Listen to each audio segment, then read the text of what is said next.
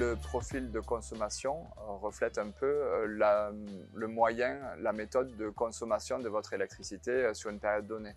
On va devoir analyser ça particulièrement dans le cadre d'une centrale en autoconsommation, qu'elle soit collective ou individuelle. On doit pour ça analyser le jour, la nuit, les heures pleines, les heures creuses, comment est-ce qu'on consomme l'électricité. Et ça tout au long d'une période annuelle par exemple, et selon votre type d'activité aussi. Avec la forte fluctuation du coût de l'énergie, mettre en place une centrale en autoconsommation est une solution pour y remédier. L'énergie qu'on va produire, l'électricité qu'on va produire, elle est gratuite et les coûts inhérents à cette centrale seront toujours plus stables Stabilisé, oui. que le coût de l'énergie que l'on a aujourd'hui dans le temps.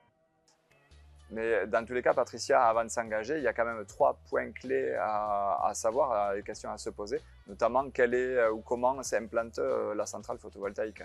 Et oui, parce que ça permettra en fait de déterminer la puissance de la centrale qui sera possible de mettre en place. On peut se poser la question de la rentabilité du projet aussi, peut-être?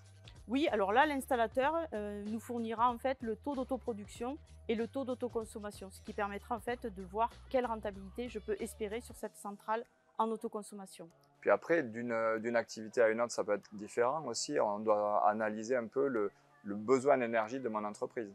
Effectivement, et il sera important du coup d'avoir une adéquation entre l'énergie produite et l'énergie dont j'ai besoin au sein de mon entreprise. Et oui, c'est vrai, avec la mise en place d'une centrale photovoltaïque en autoconsommation, on ne pourra pas être autonome à 100% pour la simple raison qu'elle ne produit qu'une partie de la journée. C'est une source d'énergie intermittente. Par contre, cela permettra dans le temps de sécuriser une partie de sa facture d'électricité. Et dans le cas où je ne consommerai pas la totalité, j'ai la possibilité de vendre le surplus à EDF dans le cadre du contrat EDF obligation d'achat.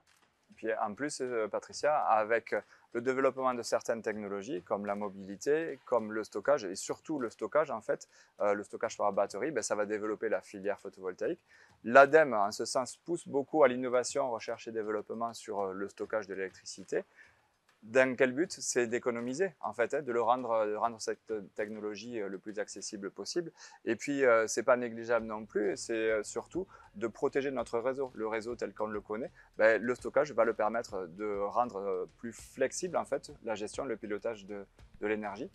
Et ça améliorera l'efficacité énergétique dans sa globalité. Exactement.